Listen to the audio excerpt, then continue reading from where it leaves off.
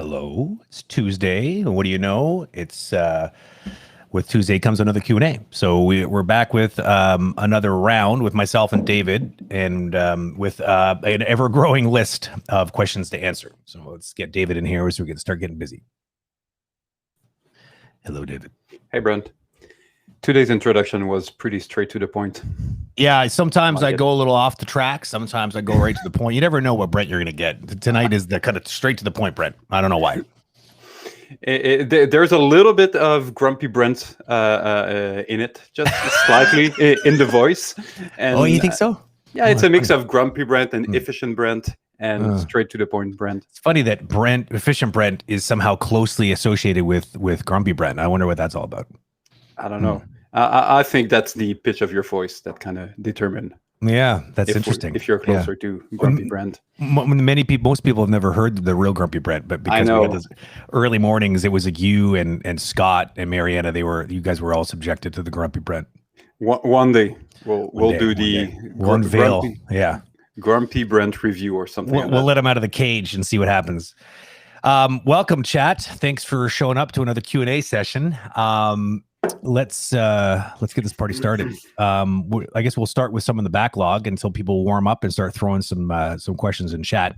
The one that Scott wanted us to jump on right away was something that he sort of advertised because it's something we get a lot of questions on, and that is, hold on a second, I gotta make this roll drum. Yeah, hold on a second. Get it better like this, and then I'll do this. Getting fancy today. Let's see if I can make it better. There. That way I can kind of include the person's name. So tips for fresh grad animators. So I guess like just out of school, what next? What's the first thing that they should be spending their energy doing probably? It's interesting. This one could go in so many directions. Yeah. I think one of the reason why it's this stuff is, not all grads are made equal. No. There is a big difference if you're out of a 4-year program at the Gobelin and you're participated to a short film that is, Oscar nominated, exactly. Or if closer to my own story that you went to a less good school for like a year and you basically just learn how to use Maya and that's it. So your starting point is way a little different. Yeah, is a little different. I think maybe, and I'm sure that we're going to do some back and forth on this one. But the first thing that is coming to mind is maybe to try to figure out where you hope to land in the industry. If you aspire to work on video game, you're open to the rest, but you would really like to work in video game, then maybe starting to learn Unreal would be a good idea, because then you can animate, integrate in Unreal, have a little piece of this in your demo. By the way, technical animators are almost impossible to find on the market these days. It's pretty insane. So as you're working on different classic locomotion that you have in game, you also learn Unreal, and you show that you're able to animate, integrate, and manipulate your own animation in Unreal. I mean, spending just a few weeks on that would bring huge value to your showreel. You would aspire to work on short film or animated feature, then I would probably advise to continue to work on different acting pieces, long shot, mainly with body animation, facial close-up, a lot of different, very short but different animation that would show different skills that you are developing. VFX, it might not be a bad idea to learn about creature animation and a bit of motion capture as well. So, you're going to get out of school. You're not going to be hired the next day.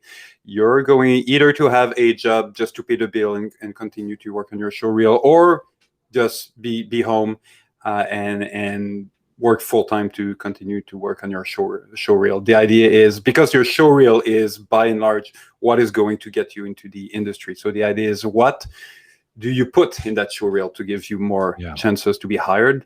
to me, that would depend of where you hope to land in the industry for your first job.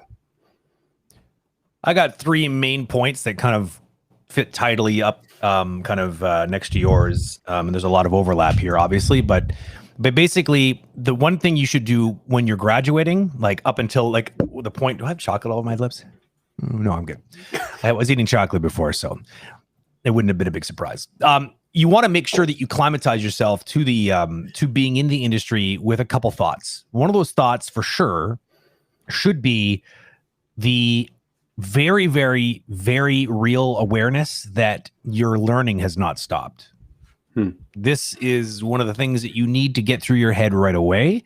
It will remove the tendency to develop some sort of sense of entitlement that you may have developed at the school, perhaps. Maybe you were a hot shot at the school, but now you're jumping out of that school and you're in a job market that's mixed with people from all kinds of different schools. And so you need to remain humble and remember that your real learning will begin at the first job. And we're all still learning. And I think people that have been doing this for a lot longer than me are still learning. And I think that to admit that openly is an important part of climatizing yourself to your new reality. It'll also keep you hungry to keep learning, which is something that you should be doing second one of graduating. Because if you don't get that job from that first demo reel that you made at school right away, at least you can continue to improve. And I think that that's something that you're going to want to be able to show as you are updating your reel often and sending it out there to make sure. I mean, I sound like a broken record when we talk about how Manny had that epiphany idea that, like, you know, what he did when he was, hoofing the pavement looking for work. He was developing a rapport and a relationship with these recruiters by not pestering them all the time, but to instead just send them updates every once in a while. Like, hey, just what I'm working on now, just so you know, keep me in mind. Moving, and then just that's it. No pressure tactics, no guilt trips, just simply an update. So those updates are going to mean a lot more if they're actually show you it getting better, like that for sure. The other thing you want to do, and I think Petter just actually mentioned this in chat, you should really spend some time looking at what the competition looks like. You need to know, like what David's saying, and not like all graduates are not made equal. And you need to understand how to try to figure out where you are in that spectrum, because to know where you are is going to give you an idea as to where you could or should apply. It's also going to give you an idea as to what you might need to be working on right away to get better in an area that makes you in a more, a sweeter spot for getting a job. So you could do that lots of different ways. One of the ways is just to check school websites and school YouTube channels and stuff like this. Look for demo reels that are putting out there. A lot of these schools do this, so you can go just sniff around the competition. Look in your local area, obviously, if you're looking locally, or maybe look, not in your local area if you're looking to move away. But make sure that you're looking at a local sort of group of students, so that you can get an idea as to where you sit amongst them, and then just start working towards making sure you're at the top of that pile. The last thing I would say is something that I forgot. It was maybe to your previous point when you mentioned that work on your showreel and update it, and back to our conversation with Manny, you can send your showreel often to the same recruiters as long as there's nothing new in this showreel.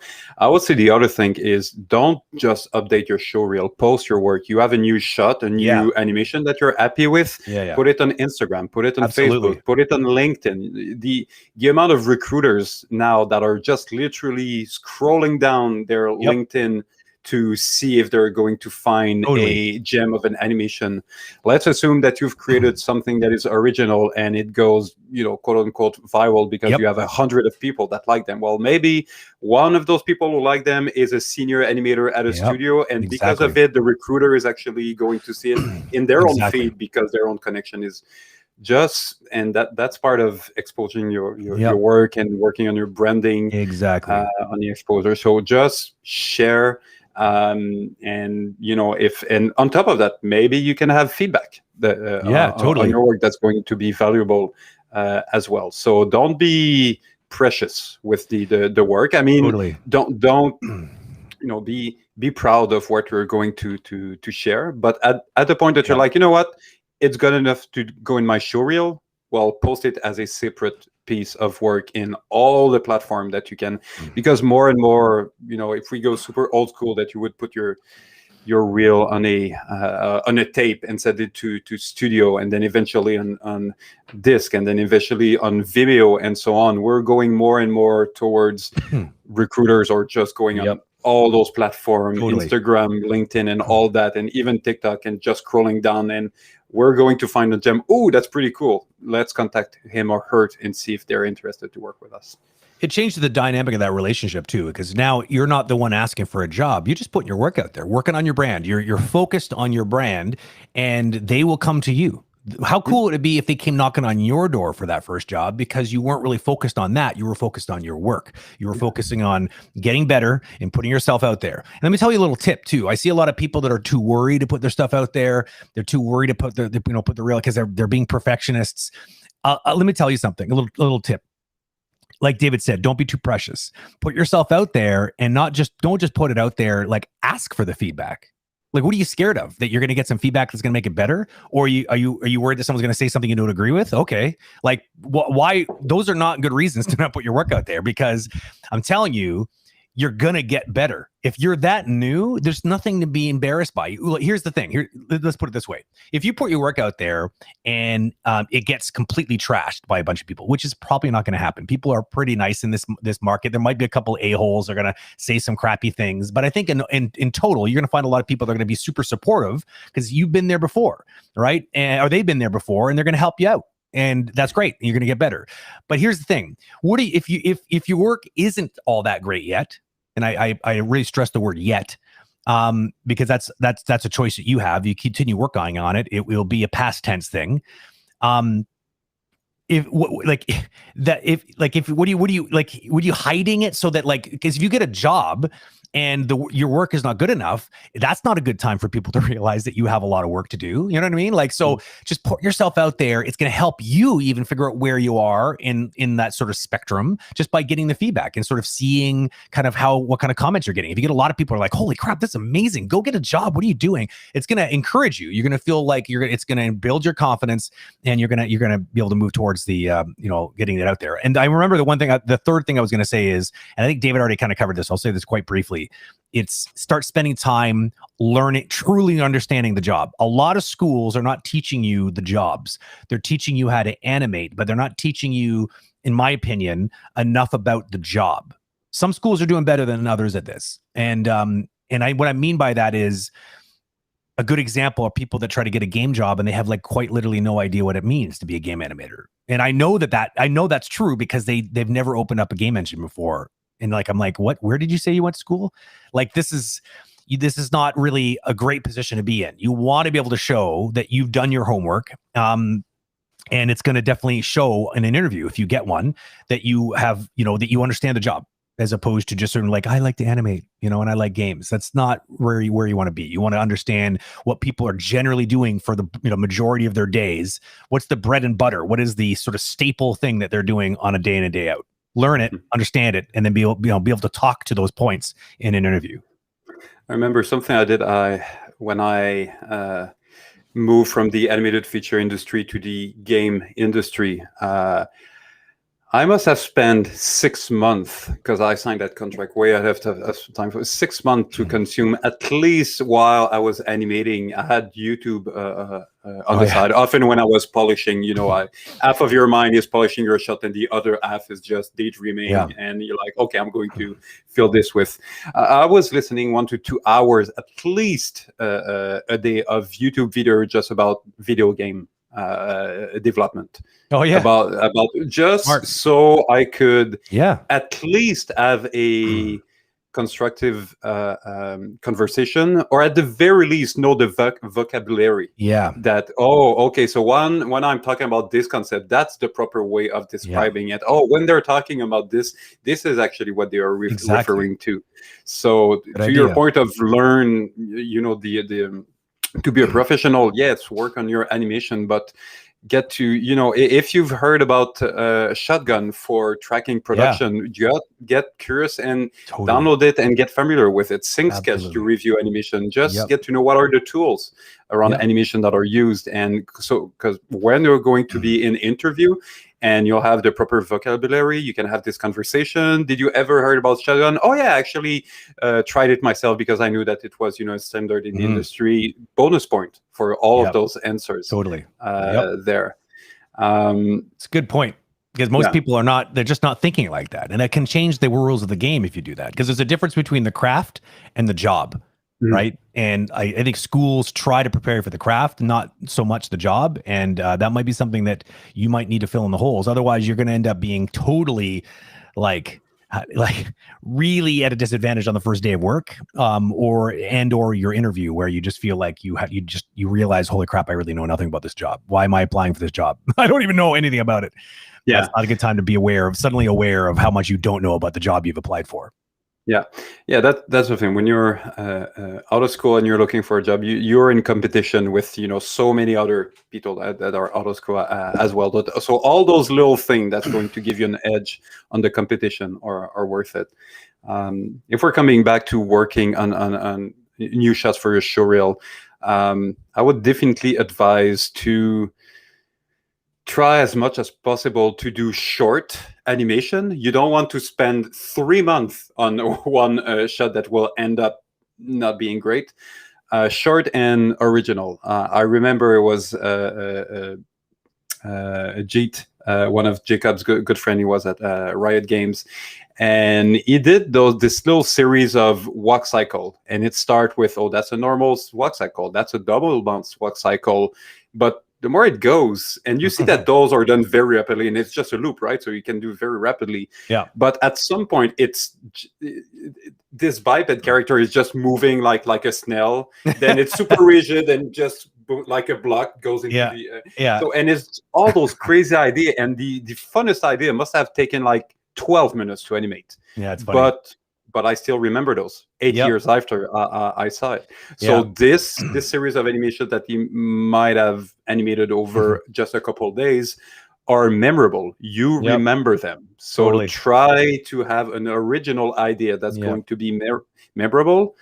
Try to do proper execution to show that you're also a good animator, not just someone that is creative and original, and that's going to pay off big time. A great idea. Like, just turn an idea upside down and make it really fresh. Because the people who are like looking at these reels all the time, they're they kind of get old. The same stuff all the time. So you could actually have fun with that, which is what they clearly did. Is they took something as monotonous as a walk cycle and just sort of tricked you into thinking, oh no, not another walk cycle. Wait, what's this? What? Wait, what? And it just kind of gets crazier and crazier. I mean, people would like really enjoy something like that for sure, especially people looking at a demo reel.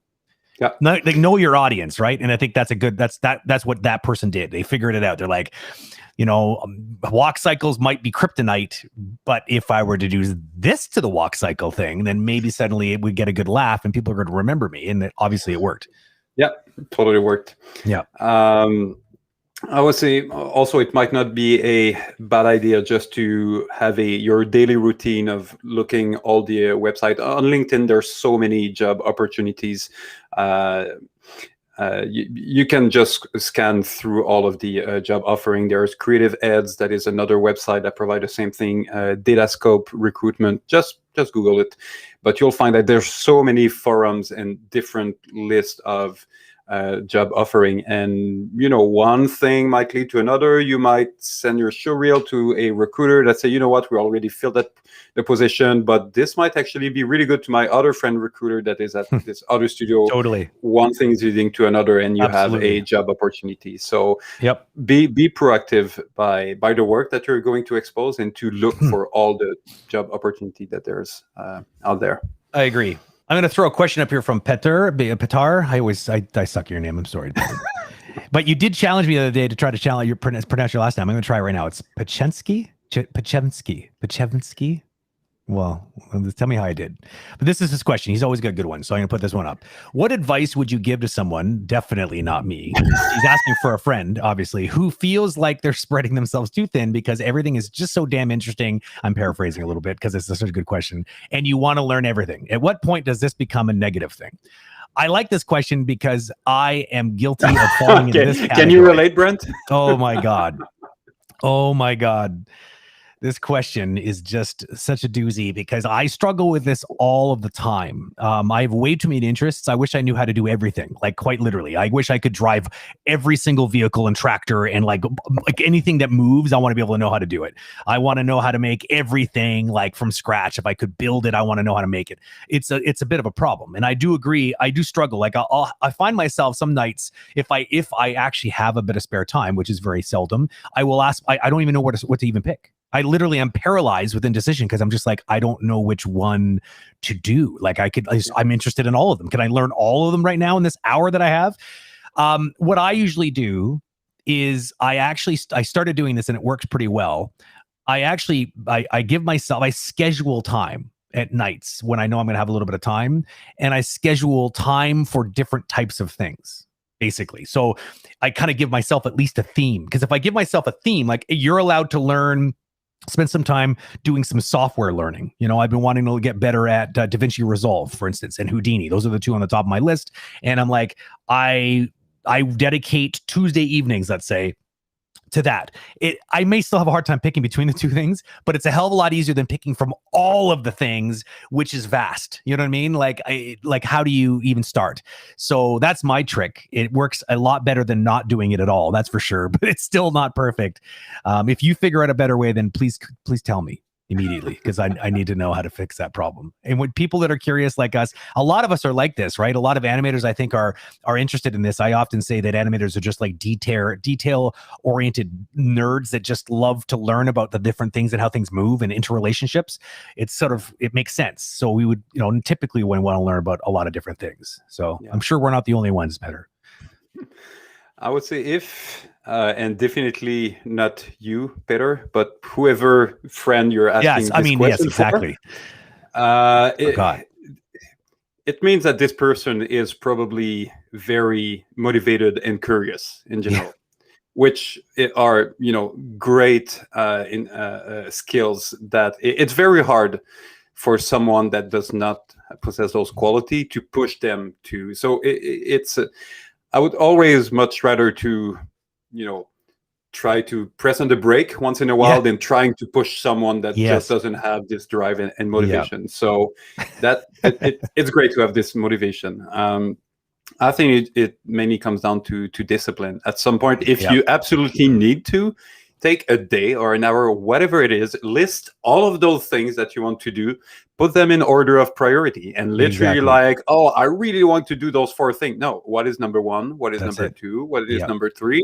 And if you absolutely cannot decipher between number 1 and number 2, well, just go random. You're going to end up doing those 2 things anyway, but just put them in order and try to complete something in each of those. So if number 1 is, okay, I really want to learn Blender, at least just to be able to compare it to Maya and see what are the... Give yourself a goal. Well, that's a goal. And until you're done with this, don't take a 3-month goal, like a few hours or a few days, or, be reasonable. But complete this, and then move on to the next one and to the next one. The thing you don't want to end up doing is just being super shallow, like a bee, a little bit in this flower and a little bit there and there and there, and then 3 years after you kind of did a lot of things, but you didn't accomplish anything. So just the discipline of, okay, I lost my initial drive and motivation to do it. I'm not excited anymore, but I'm 60% there. I'm going to complete the next 40%. I'm going to complete this goal, and then I'm going to move on to the next thing. That's kind of the boring part a little bit, because you need to be your own manager. Yeah. But if you don't, no one's going to do it for you. Yeah. So self-discipline. I'm with David. It's like it is actually an asset, but you do need to learn how to leverage it. Because to give you a little bit more insight on my problem, and this is why I had to do a theme night, because I couldn't just pick the one thing, like the very top of one singular list. Because what started happening is I started learning things that I needed to learn, peripheral things, in order to really fully understand. A good example is I started getting into Arduino about a year ago, and I've always wanted to get into electronics, and so I was learning a lot about electronics. And then at some point with the electronic stuff, you will get to the point where you have to do a little bit of math, and it's math that's not difficult math. It's it's algebra, but it's stuff that's many years ago. Like I took algebra all the way through till the end until calculus at high school, but then I haven't looked at calculus textbooks since. So it's very old and rusty in my brain. And so suddenly I find myself not knowing how to do the math. And then that kind of screws me because I'm just like, oh, that means I should go back and start brushing up on my algebra, which is fun. But now it's like, okay, add another thing to my list of things I need to do. And it starts to get a little bit muddled. So I do agree with David too, like the idea of giving yourself an actual goal, like give yourself a project that you need to complete. And if you do need to learn multiple things, then that's fine, but make sure that you learn them to a certain point that you need to, and then do the other thing until until you actually get enough information that you know how to execute on the goal. Because otherwise it'll just turn into a rabbit hole that you're just going to keep crawling down forever and ever. Not that, I mean, this is not me either. This is totally a friend of mine that does this all the time, that I'm just speaking. He and I spoke a lot about this, and I'm very aware of the struggles that he's going through. I said it was me to make you feel better, but it's not really me. Just like it's not you. Of course not. Yeah, no, of course not. So hopefully that helps a little bit, but it's a good problem to have. Yeah, I know our friends, man. We just, they just need a hug. They'll be okay. I have another question here coming up in chat. I'm going to throw it up right here by Zach Lar. How do you achieve a memorable performance? An acting shot, or what are things you look for in great performance shots in demo reels? Yeah.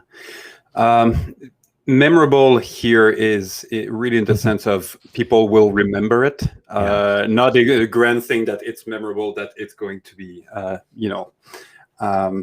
award-winning material. But to me, how do you create something that people will remember? You have to generate emotion out of people, and what are the two main emotion?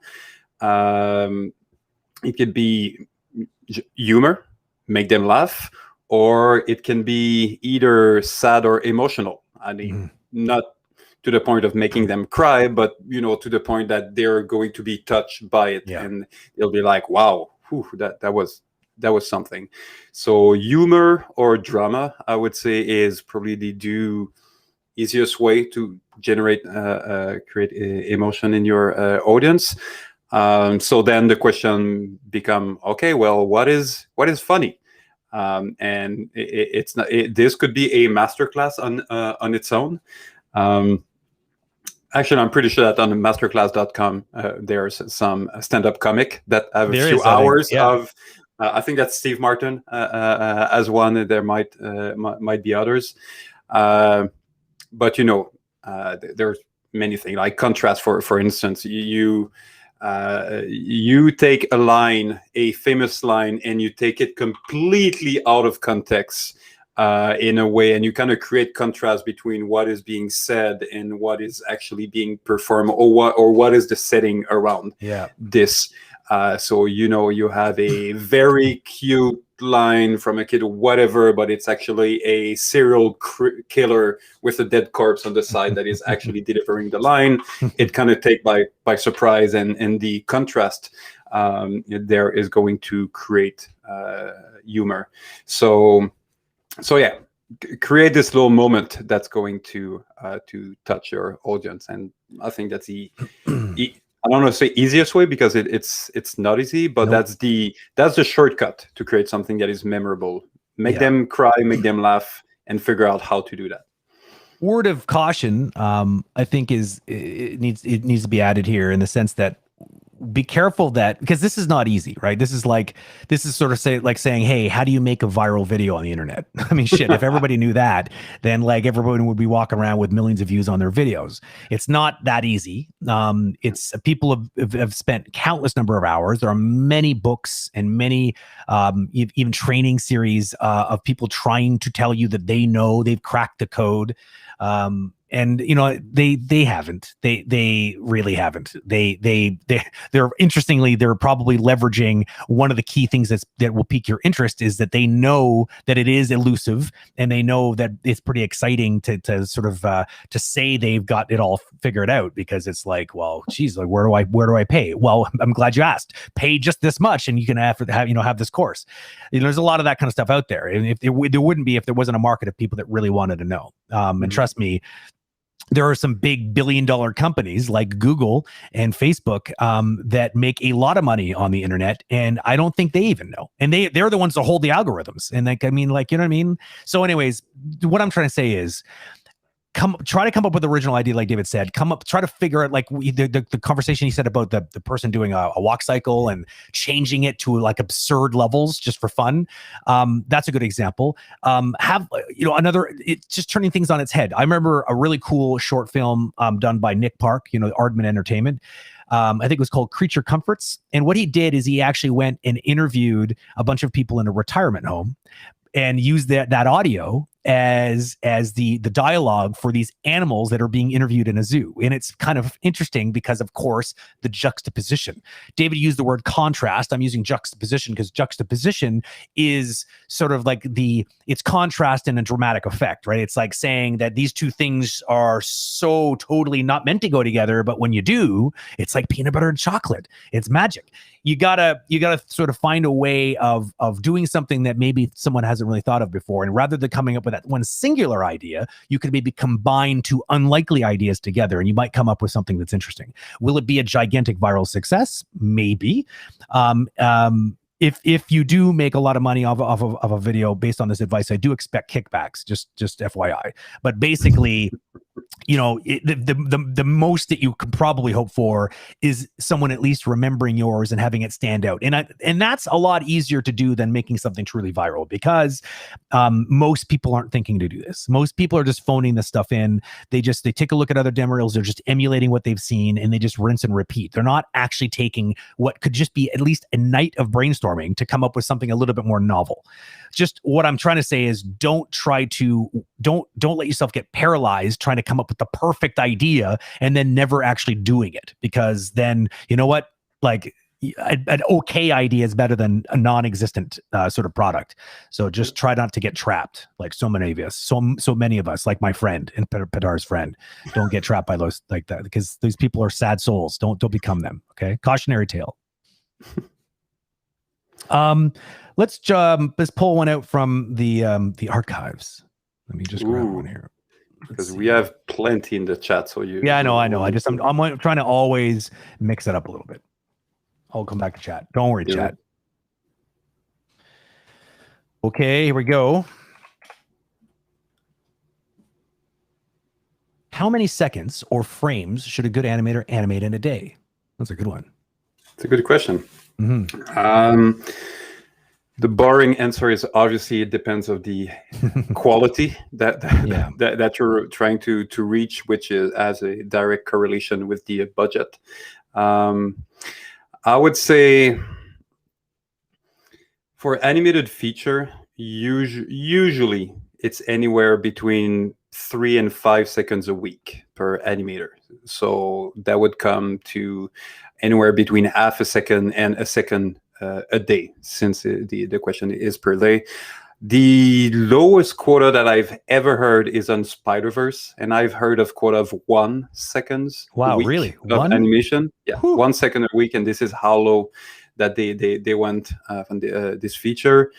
Most feature are 5 seconds a week. Some many are 4. Some are 5. That information, by the way, should be mandatory reading for all producers and creative directors that want the Spider-Verse look, but they don't have the budget for it, because they need to know, because that stuff, it looks awesome for a reason. It does take time.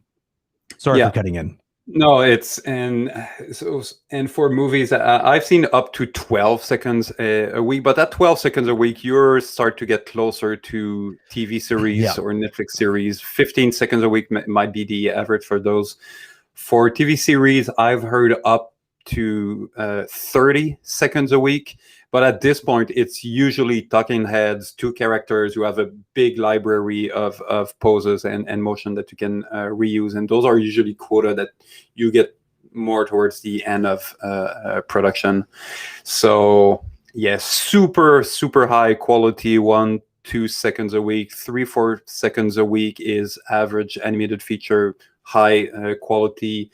5 might be the maximum. 8, you start to be a little bit lower. 10 and plus, your TV, good TV quality. 15 might be the average, and 30 seconds a week is the maximum for TV series. That's kind of roughly what would be expected of the, and obviously senior and junior might not be on the have the same expectation in terms of quota, but usually that's the average in the industry, at least for animated feature. And I say animated feature because it's, when we're talking about keyframe animation, it's easier to calculate than, let's say, gameplay animation, where you might have endless loop of iteration in between what you're trying to, the animation that you're doing. You put it in the engine, try it out.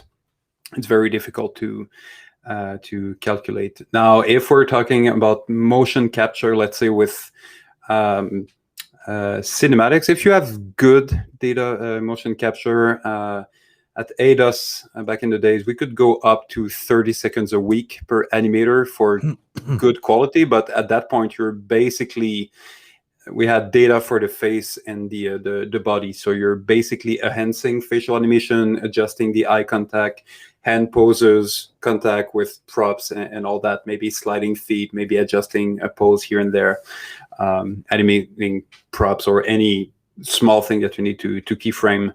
And then it could be 30 seconds and more a week if you have good mocap data. I would say that's roughly the spectrum that I've experienced. The one thing that didn't come up in this was, of course, gameplay animation. And this is something that is kind of difficult, to be honest. I've been doing this job for a long time, and it really depends on A, the actual game and what the needs are. B, are you dealing with mocap as a base, or are you keyframing from scratch? Are there stylistic considerations that need to be made that would require a careful amount of animating and sort of meticulousness of controlling the keys? Like it really depends, and it's also hard because it's such an iterative thing. It'd be kind of hard to expect. Why would I expect an animator to have a certain quota when they are not in control at all of changes to the design, changes to the priority? Like it's just crazy. So, I mean, I kind of use my gut instincts on this. And one of my barometers is that a decently skilled animator should be able to put out a good cycle, like a good solid key cycle from scratch, a keyframed game cycle. Usually, if you can do it in a day, that's pretty good, and that's assuming that you roughed it out and you spent some time playing it within the engine, and then you end up with something that actually works pretty well.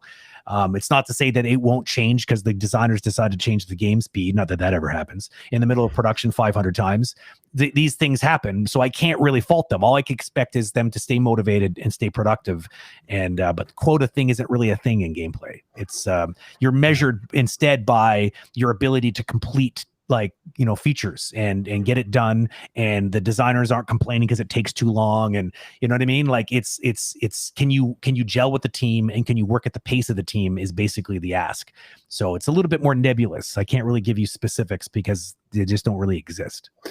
Yeah, I would say it's a little bit the same thing in my experience in VFX. When I work in VFX, I don't remember that there was specific quota. There was just like target. Let's try to get this shot approved within 2 weeks, but based on the level of difficulty. And VFX is notorious that you literally have 8 people above you to please, and each one feels obligated to provide their own feedback. So you could very easily be at version 138. That looks a lot like version 12, but you needed to go through all of those iteration. As in animated feature, usually it's pretty standard, like 3, maybe 4 reviews, and that's it. So they're able to calculate the because you basically usually have 2, maybe 3, maybe your lead, the animation director, and the director, and if they're on the same page, all their feedback is going to go in the same direction. As in VFX, sometime it can go right, left, back in the middle, back to the left. So let's try this again. Oh no, let's do this new idea. Oh yeah, it's pretty close to what we did in the first place. Okay, let's try it again, just to. So it's harder to have proper quota in the. Yeah, and different productions are so different too, right? Like it depends on the client relationship with the studio. Sometimes you have clients that are just really hands-on and they're very picky and they're gonna, have changed their mind a lot. And maybe the studio doesn't have really good methods. Maybe the contract they signed with the actual like client isn't sort of bulletproof and provides a certain amount of revisions sort of included in the contract, but anything else other than that, it ends up being extras that they have to pay for. I find a lot of companies don't want to put clauses like that in the contract because they think they're going to scare off the clients, and they may scare off the wrong clients. But like, I digress. This is, there's a lot of interesting business and politics in these industries, and I honestly think that, I mean, a good example is like watching a lot of these amazing VFX companies get just drilled into the ground because the production companies are paying them peanuts and like quite literally just squeezing blood out of that stone until they just finally collapse, right? And I mean, yeah, you can argue that the production company is guilty for not paying them more, but you could also argue that these studios should just be like, no.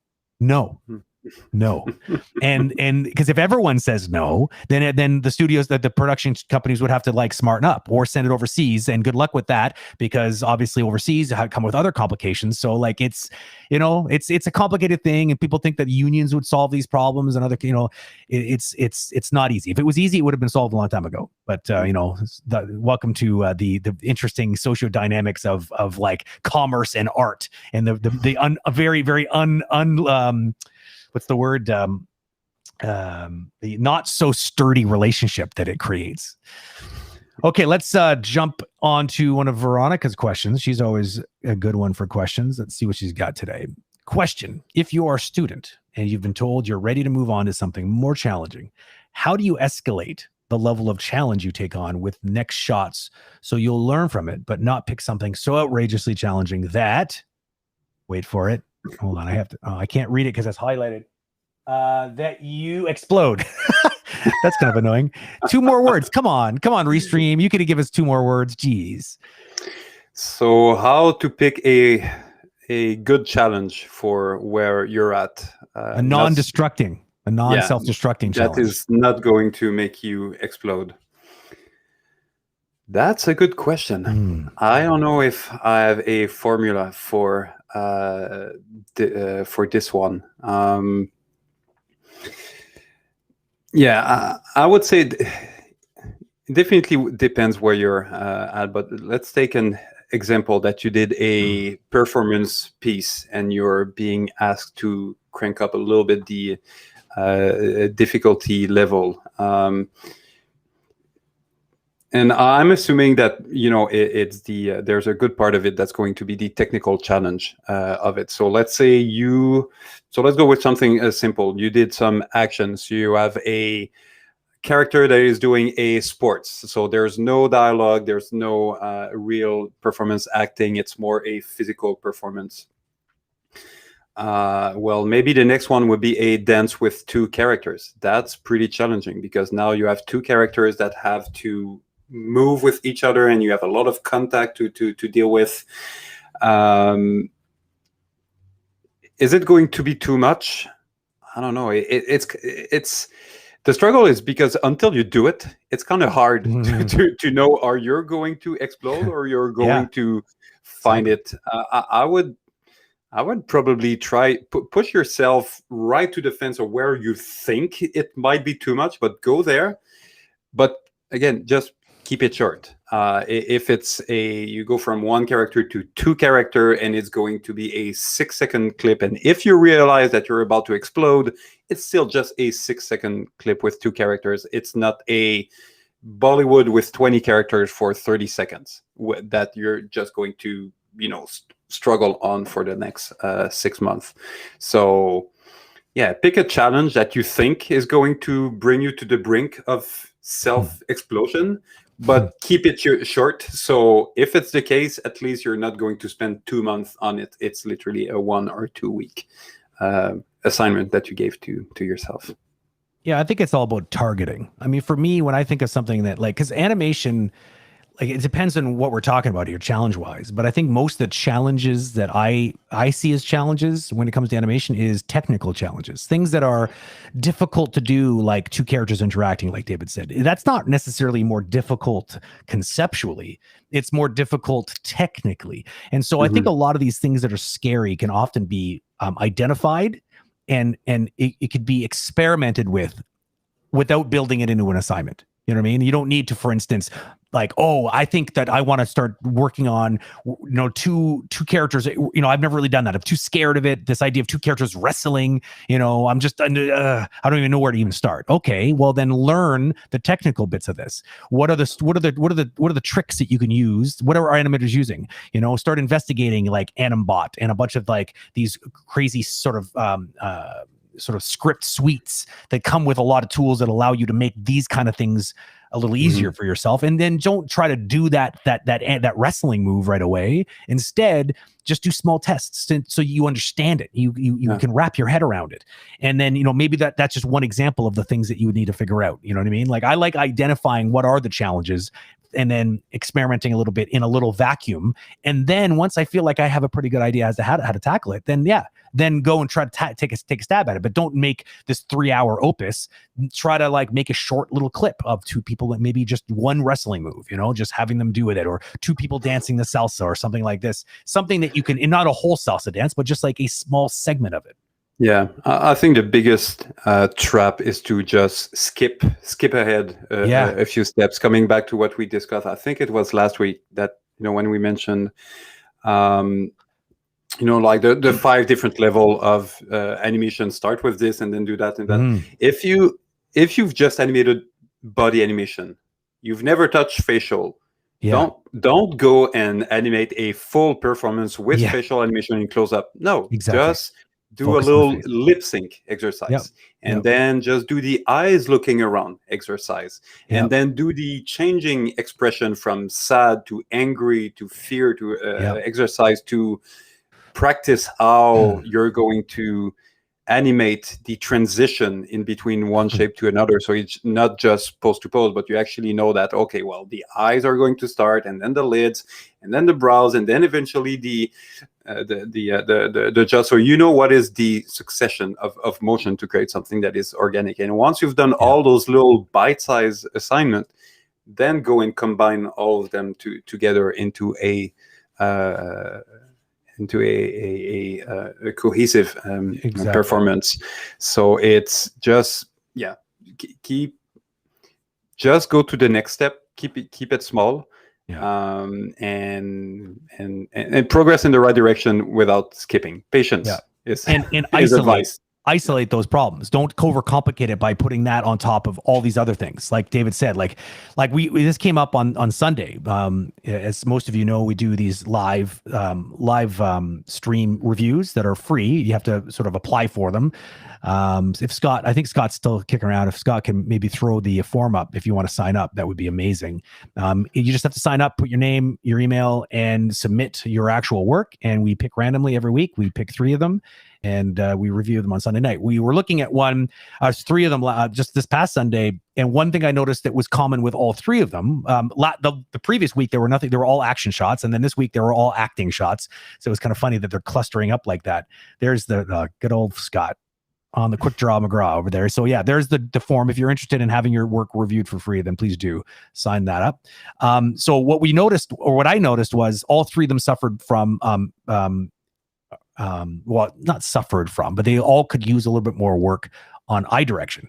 So the face in itself is extremely complex. It's like its own character. It's its own little ecosystem with so many things going on.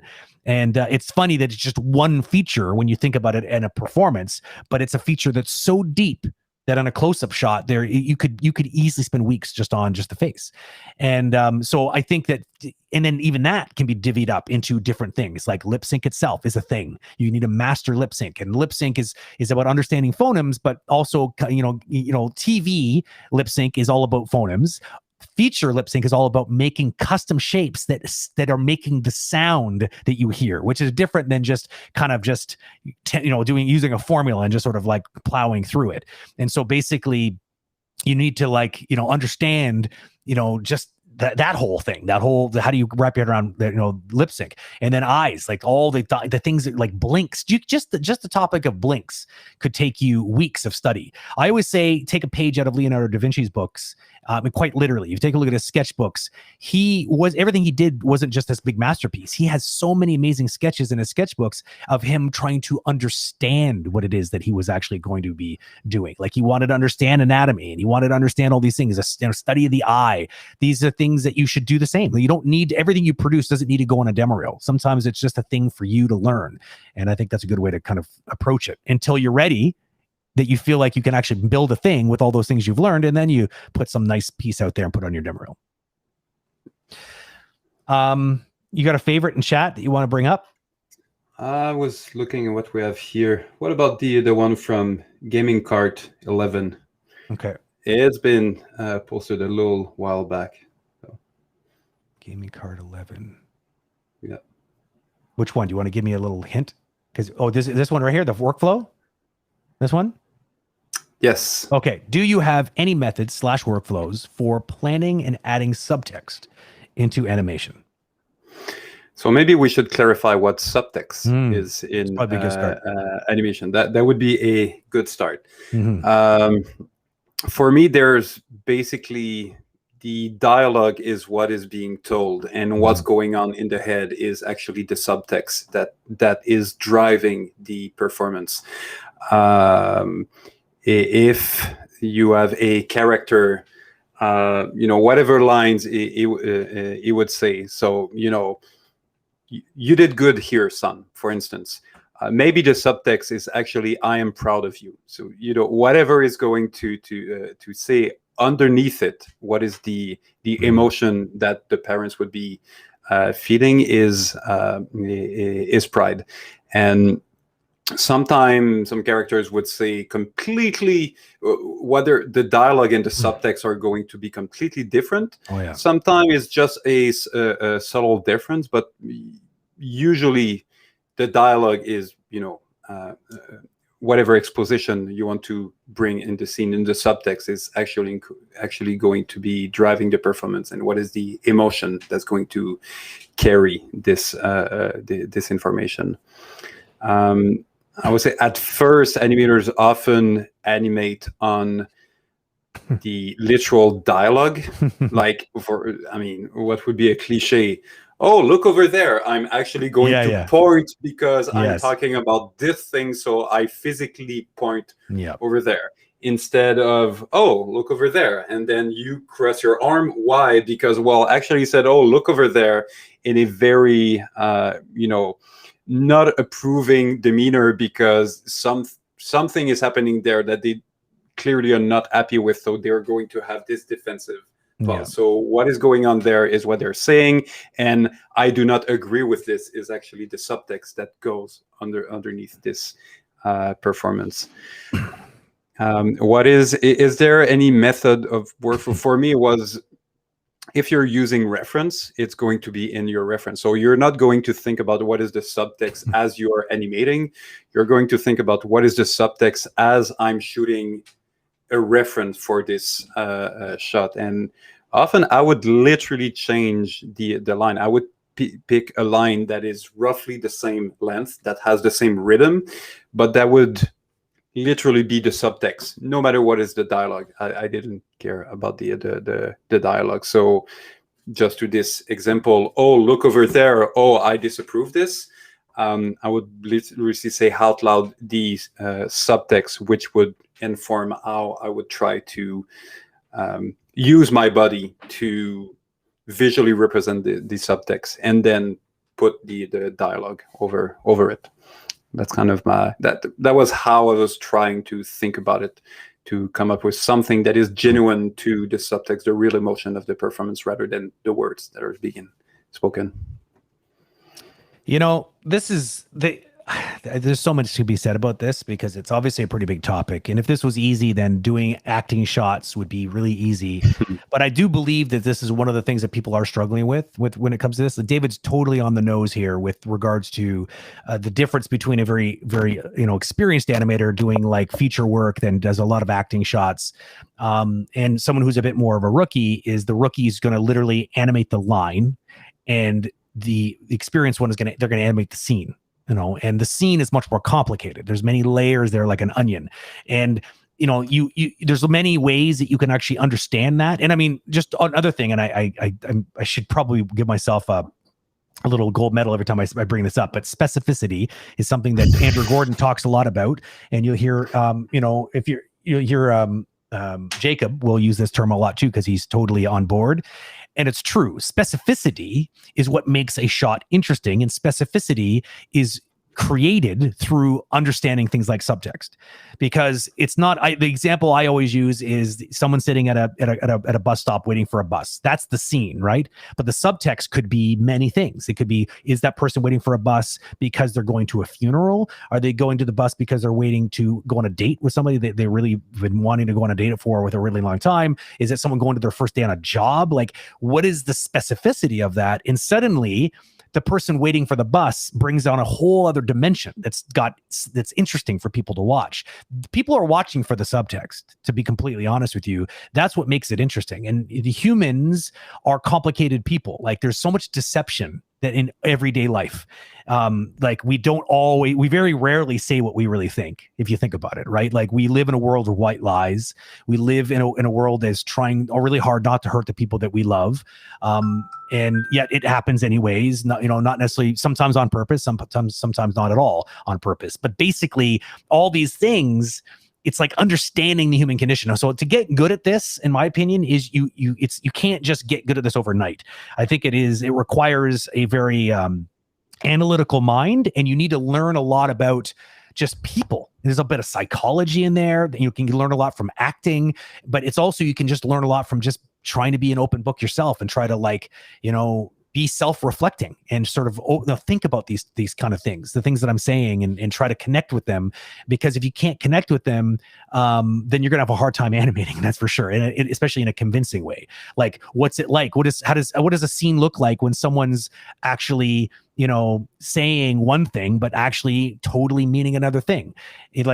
How do you do that and make it so that the audience totally feels that? You know what I mean? Like, not feel it so that it's obvious and kind of weird, but like feel it in a meaningful way that touches the audience, and makes them remember the scene. Not easy to do. Like, you could even, like, so for instance, if you're on the job and you're trying to get better at this, I would say absolutely make sure you read the whole script. If you're not doing that, then you're already kind of sinking yourself, because you need to understand this character. You need to understand their motivations. You need to understand them the way you understand yourself and your brothers and your sisters. Like, you need to understand these characters so that you're making good choices and you understand why they're saying the things that they're saying. That's the one first thing you can do. Secondly, there's lots of things you can read and learn. Like, Desmond Morris is one of my favorites on this. And there's many like him. Desmond Morris is someone who's written a lot of books, and he's made a lot of broadcasts. He used to do this thing called The Human Animal. And it's a lot of studies on human behavior. I love this one that he did, was just a study on gestures that we have and how they differ between cultures. How like literally the nod, the North American nod, clearly means a yes. But like, actually, when you go to some parts of the world, and I think it's India is one of these places, where this right here, if I nod, if I wobble my head like this, to them that means absolutely yes, but to us that would probably be like, I don't know, like, you're a little bit on the fence. I find these things fascinating, and I think you should too, and you should study them, because there's a reason why we do them. They came from generations of nonverbal communication, and I think these things could be quivers in your little arrows in your quiver that you can actually use as to how to break down a scene and understand the subtext, because it's not going to be written in the it's typically not written in the footnotes of the script. If you're lucky enough to actually spend some time with the writers, maybe they can break down scenes a bit for you, and you can get a little bit of that. Usually the director is the one who's probably trying to provide a little bit of the subtext so you understand the way he or she does. But sometimes you have to do it on your own. Yeah. Big topic. Yeah, that's a great point about in production. If you have the opportunity during production to talk to the director when you have your kickoff, or the animation director, or even just your lead. Just make sure to understand what is the motivation behind the performance that you have to animate. Having this knowledge can make all of the difference between struggling on a shot and end up having a approval because we need to move on, rather than being right on from the start in terms of what this little shot, this little piece of puzzle is doing in the grand scheme of thing for the arc of this character and the story in general. Yeah, if you don't know, if you're on a job and you don't know, then the good thing is there's someone whose job it is to know, which is usually the director. They'll probably be tickled pink that you go and ask them. I mean, honestly, the directors I know, they love getting into this. That's why they're directors. They love this stuff. Writers are the same, right? The writers are probably going to know just as much as the director because they're the ones writing the words. They would have needed the subtext as well. Otherwise, they don't know how to write the words.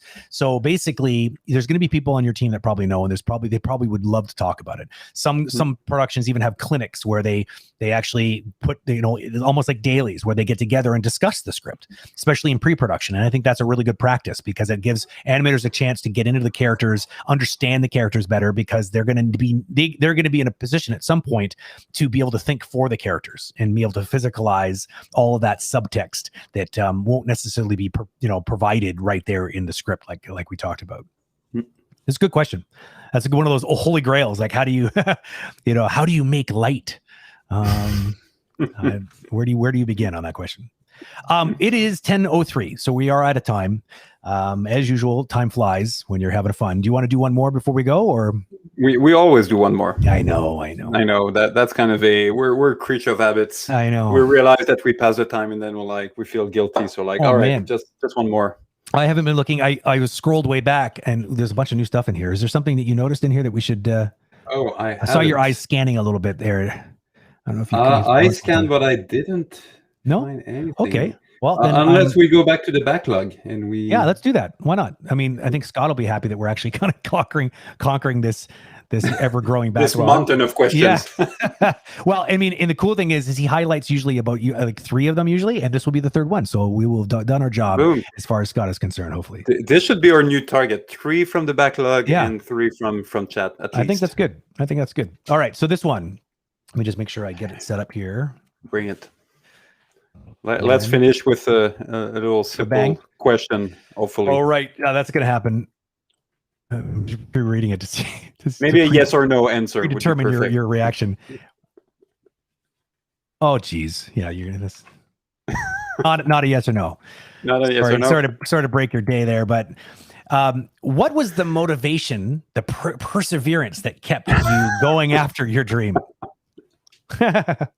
This is an easy one, right? This should take a couple seconds. Yeah, definitely not a yes or no. What is the meaning of life? Yes. What was the motivation, perseverance of going after your dream? Well, this is kind of assuming that we went after a dream, right? Yeah, that's a dangerous question. You're making a lot of assumptions there, Mr. Poe and Rodrigo. Okay, let's assume that our dream was to make it in the industry and work on fulfilling project and be surrounded by, great people that we became friend with over the years. So what was the motivation? I mean, for me, just the motivation to go into CG animation, I think it was a mix of, at the end of the 90s, 3D animation felt like the unknown. It felt, I mean, you needed special computer with software that you couldn't buy. Not like it was. Yeah, it's different than it is now, for sure. You needed to, it was on Unix, so you needed to learn to code a little bit just to be able to prompt the software and log on those other computers so you could send comments. So they would render for hours frames of your anime. So there was a lot of, it felt like a perfect crossroad between art and technology in a very weird, obscure, and interesting way. So I think part of the motivation just to get in the industry in the first place, it was just the fear of not trying to understand what is this weird thing Not a dream, just a fear of failing at something. The fear of missing something. That was probably one of the biggest fear of missing out. That's it. You were one of the first FOMOs. That's the thing. Yep. You're not the right generation for that. Come on. Because back in the days, the smart thing to do would be to work on CD-ROM, website, or graphic design. That was the safe. You would have a good job, well paid. 3D animation was this weird thing. There was like 2 animated feature that was done in some VFX movies, and true. So the fear of missing out is a good part of the motivation, at least to get started, for sure. For me, I'll be honest with you. I think dreams are overrated. And I think it's funny that I say this because it's probably one of the reasons why I lack focus when it comes to knowing what to do. I'm willing to admit that. I mean, my other friend of mine who's got that problem.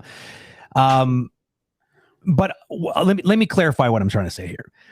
The idea of dreams are overrated because I feel like it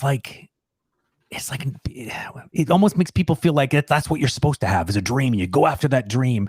You know what I go after? I go after things that are interesting to me. And I try things. And I know that trying things and being around people that are like-minded, that are collaborative and exciting and creative in their own right, I know that will lead to something else, which will lead to something else. And I just follow not my dreams per se, but I follow my heart. I know that seems a little cheese, but it's actually what I'm doing all the time. And that unfortunately my heart has many loves, which is what has me preoccupied with so many different habits. But I think that's not a bad thing. I think you should be curious. I mean, you're on this planet, you know, depending on who you are and what your belief system is, you're only here once. You get one shot at it, maybe. And so the way I see it is like, try to experience life and go after the things that are interesting to you. Like David, I mean, I was that kid in high school who drew a lot. And you take a look at my notebooks from back in those grade days. It's like, did I do anything other than just draw? Like, I've just all these doodles of robots with like missiles shooting out of it. Like, I was always, I'm gonna bring some of these on stream one day because I found like a treasure trove the other day of a bunch of my work from when I was in grade school. It'll be fun. But basically, I knew that I was probably supposed to continue doing that because I enjoyed it, right? And so that's what I did. But if I didn't go into animation at first, I got into illustration. But then, as I was illustrating in the illustration program at Sheridan College, I was looking at these people running around with these weird pieces of paper with like strange punched holes in them. And I'm like, what is that? And I knew about animation at the time. I heard it was very difficult to get into. I didn't know enough about it. And my guidance counselor told me that it would probably be smarter to get in illustration because there'd probably be more jobs. You know, it's sort of like what David was kind of indicating. It was not what like it is now. It's not like an established industry with lots of jobs. It was a bit more of it would be like getting into acting. That's what it felt like. It would be like you try, but like, I mean, you might be out on the street homeless because you can't make it. So, but it was just too interesting. So maybe there's a little bit of FOMO in there too. Like I was looking at that going, man, that looks like fun. And I just followed my heart. If I think it looks fun, I'm going to get involved. And that's just what I did. And I just kind of been doing that ever since because it's interesting still to me. And I mean, I think that there are, there's many areas to learn as you get in there. First, it was animation. Then it was like, oh, now computer animation looks like a thing. I should probably do that because I'm interested in computers. I'm interested in games. I'm interested in things that I could do if I did that. I just went down that road. So I believe you follow your heart and you make sure you're doing things actively that you are going to enjoy, that you're interested in. You just can't go wrong. I really don't think you can because that love and that genuine enthusiasm will translate into, creative success in some way. Yeah, that's a super important part of it. And if you follow those interests, and because there's something that you're naturally interested into, there's something that you're naturally good into. That's one of the trap of trying to study or find work that's going to give you a lot of money, or that's going to give you job security, or that's going to give you all of those advantage that you're going into a direction for the wrong reason. Totally. You would much rather go in a direction that feels natural to you, which is going to help to become one of the top at this. And in most industry, if you're one of the best around, you're going to be well, compensated, and all the rest is going to follow. So that's kind of a trap to avoid. So it's way easier to be motivated if you're doing something that you like. This being said, you're not going to be motivated every day. So this is where discipline is going to, it's almost like you can see motivation and there's big gap in between those motivation time. And it means that once you're motivated, you don't need to any resilience, any perseverance. You just go with the flow. But then eventually this motivation is going to be depleted and you'll need to continue to walk. And you know that in a few days or in a few hours or motivation is going to come back. You just you cannot stop when motivation is stopping, because you're not going to get to the next batch of motivation and next batch of motivation and so on. So yeah, doing something that you naturally like or you're naturally talented for, that's going to bring more motivation naturally, and just grind forward in between those patch of motivation, which is going to allow you to do the long distance for sure. Absolutely. You show me a doctor that got into the industry because they wanted to be, they wanted to have lots of money, and I'll show you a really shitty doctor. Probably it's usually what it comes down to. I mean, you know what I mean? Like money should never be, and there's other motivations outside of money. It could be fame, it could be other things that are kind of hollow, and they're not like, I mean, I think, I don't know how many rich people that have come out and sort of try to tell the cautionary tale of like, listen, it is this. It doesn't end. If something like money and fame is something you're after, then you're always going to be chasing that, and no amount of money is ever going to satisfy. No amount of fame is ever going to satisfy, and it's just going to burn you right out. Where if you are chasing after something that just truly something that you just like to do, you could say, well, I really like money, but I mean that's silly, because you don't really like money. You probably like buying things. It's the idea is try to do something that satisfies you creatively, and something that makes you feel good, not something you yearn, but something that actually gives back as much as you put in. That's a good relationship. Just like any relationship in life, you got to find that and go after those kind of situations. The cool thing about this is when you put yourself out there like this, that you will hopefully find other people that are like you. And that's the best thing about these kind of industries, is that you will make really good friends with people that are absolutely genuinely chasing after that same, I'm not going to call it a dream, just chasing after their own cravings, their own natural cravings of something that they really are interested in. Yeah. And that's when things get electric, because there's going to be amazing things when you put enough of those types of people in the same room together. What they can accomplish is always going to be quite fascinating. Find your trigger of what is helping you to be motivated. It can be looking at inspiring, material or piece of art of other people. But we often say that you're the average of the 5 people that you spend the most time with. If you surround yourself with unmotivated, uncreative people that always see the glass half empty, good luck to count on them to help you to be motivated. So your social surrounding has obviously a big impact on motivation. Maybe another source of motivation is declaring out in the open, I'm absolutely going to do this by this date. A little bit like we did with Agora.Community. Yeah, and at some point, all right, in September, we're launching a website. And then like, oh shit, we have like 4 months to do all this. I looked at that DEF CON clock quite a few times a day. And I'm just thinking why did we agree on why it's September? That's just, but if we didn't do that, we wouldn't be here right now. That's for sure. Well, create yourself a peer pressure situation that you've committed to something, and they're like, well, now I have to do it.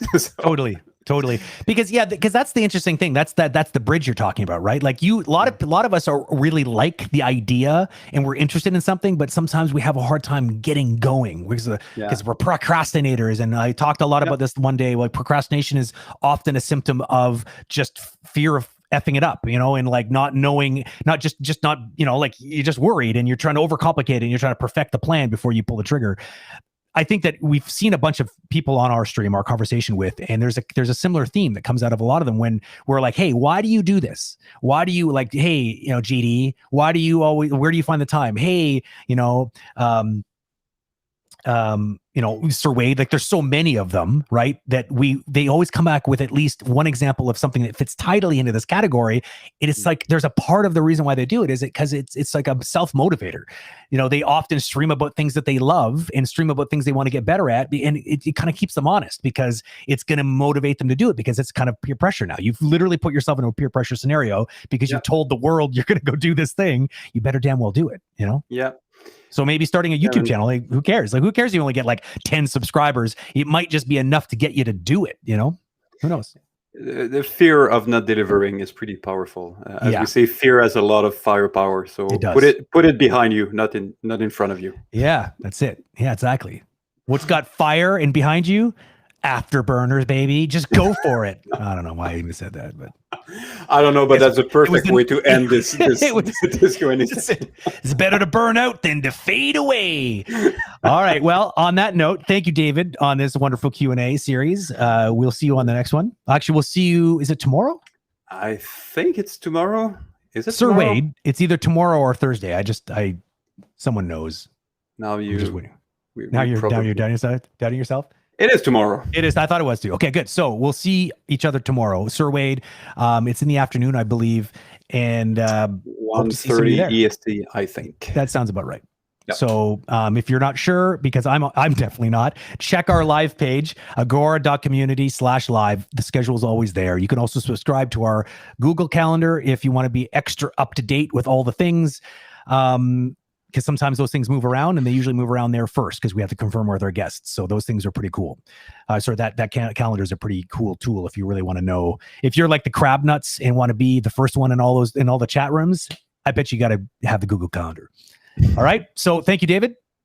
I'll see you on the next one. Bye, guys. Have a good evening. Cheers. Take care. Take care. So the one thing I wanted to say, let's get rid of this. The one thing I did want to say is just a quick reminder on, I brought it up already, but there is the form. If you scroll up, I'll give you another chance to go up there before I kill the stream. If you are interested in having your work reviewed, if you've been kind of on the fence for a while and you're like, I really kind of want to get myself reviewed, but I'm kind of nervous. Well, there's one way to tear that Band-Aid right off and just get reviewed live in front of everybody else. And I say that with all honesty. It's the kind of thing that you just got to get used to doing. Eventually, believe it or not, you'll start to crave it. This idea of just putting it out there, because if more people are looking at it, there's a good chance that more people might come up with some really cool tips and feedback for you, and you start to crave. Did my mic cut out there? It kind of sounded like it did. You're going to start craving that kind of level of feedback. The other thing I wanted to remind you of is Scott and I are starting to do this thing. We're changing the update. I used to do these Agora update videos. They used to just only be sitting on the site. We want to do them live now. So we did the first one last week, and we kind of want to turn them into a conversation where we just talk a little bit about, it's almost like a town hall. We talk a little bit about some things that have been going on lately, things that are happening right now in the Agora community, as well as things that are kind of coming up. So it's sort of like a past, present, and a future conversation about Agora community. And so that's kind of we thought it would be cool to do it live, because then people have questions we can ask them or answer them right then and there. The idea is that we'll put a condensed version of that on the library as well as on social. So if you missed the live stream about all the new updates, then you can always get the kind of the quick and condensed version at your viewing pleasure on one of the many places that you can see it. So that's happening. And in the last update, I finally we announced the competition for the Anim Bingo logos. So basically, the Anim Bingo is something we did after the you want the air horns? Okay, here you go. This is for Veronica.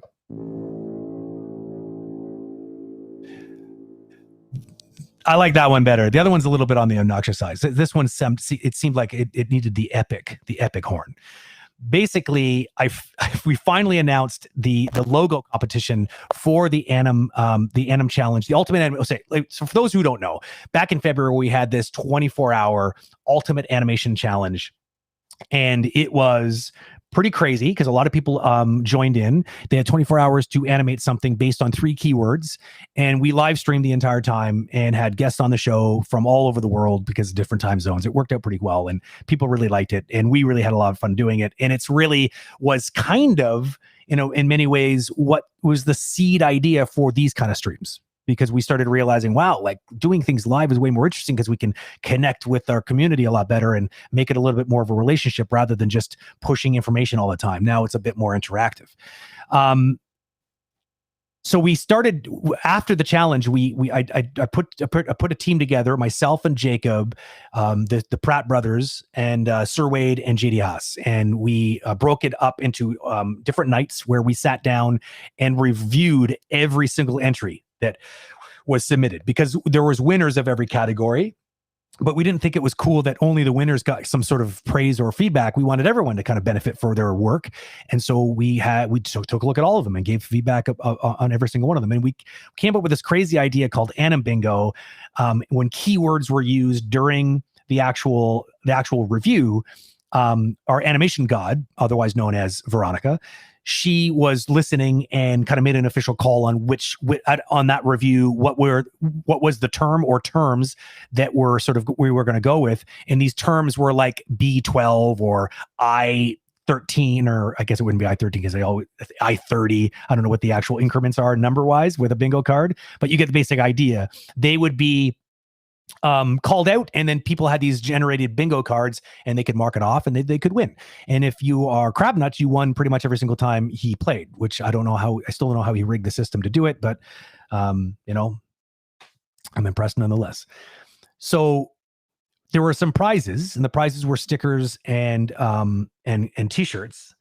And we haven't sent out those t-shirts because all along I was planning on putting a competition together where people could actually design the actual logo. I thought that would be kind of fun if the community designed it, and it kept getting pushed off because I was too worried about the trophy, and the trophy's a whole other story, which I'll have an update for. I know I keep saying I have an update soon for it, but I actually really will.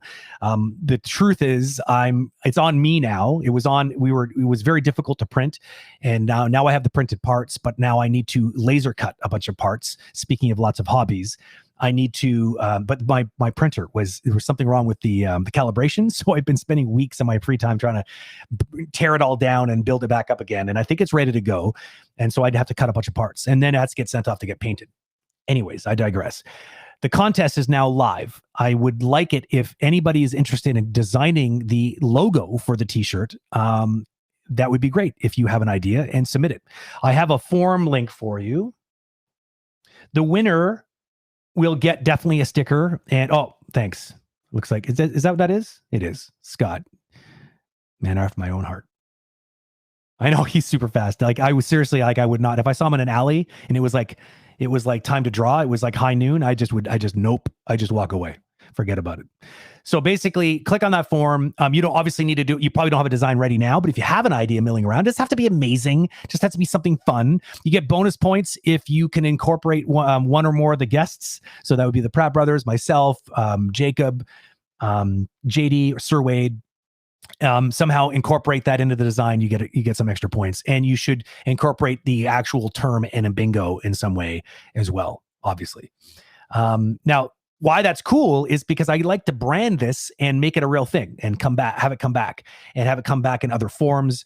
And I think a lot of people probably missed out on the chance, and they probably would have loved to have tried playing in bingo. So this is a sign that it's being rejuvenated, and we're going to be bringing it back and making some sort of attempt at making it some sort of regular thing on Agora.Community. I don't know how regular, but semi-regular.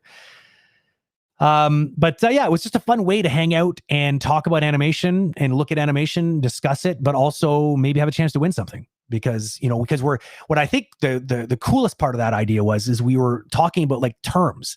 It's helping us build a vernacular, a set of vocabulary that we can use to describe what we're seeing. Which is an important kind of asset to have as an animator, because sometimes speaking that language makes it a little easier for you to understand feedback. It makes it easier to maybe even like get feedback. But it was just fun. We were just hanging out. There was always the same regulars in there, and we were goofing around. It was a really good time.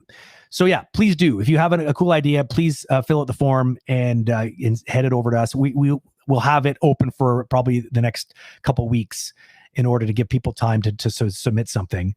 And when we do have a number of them to submit and it's time to close things off, we'll give people some warning in case you're working on something and you need a little bit of pressure to submit it. Then you'll be able to do that before kind of us shutting the doors. And then we're going to take it back to the community to vote on the best one. I just hope there's enough in there that we can actually have a really cool voting session on designs. So I implore you, if you have enjoyed it in the past or think it's a cool idea, then please do. Oh, look at that. Scott already put the pressure on. 2nd of August. That's what you got. It doesn't even have to be a final design. It could just be a sketch. Honestly, just something that kind of gives us an idea, because we can always, if we have a cool idea for a design, worst comes to worst, we can always have someone finish it. Have a graphic designer take a crack at it, or maybe it'd be fun if it gets stuck on one of us to sort of do the design. Although my drawing skills have deteriorated laughably since I last drew for a living. That might be kind of fun. We'll have to do that the same stream that I show some of my old work, so it doesn't look so bad. By old work, I mean like when I was 10. Okay, so that's it. That wraps up all the things I wanted to talk about. Thanks for being here as usual, chat. It's always nice to have you in the middle of the week. And I hopefully will see some of you or all of you tomorrow afternoon as we have a good conversation with Mr. Sir Wade. All right, then. Have a good one. Cheers.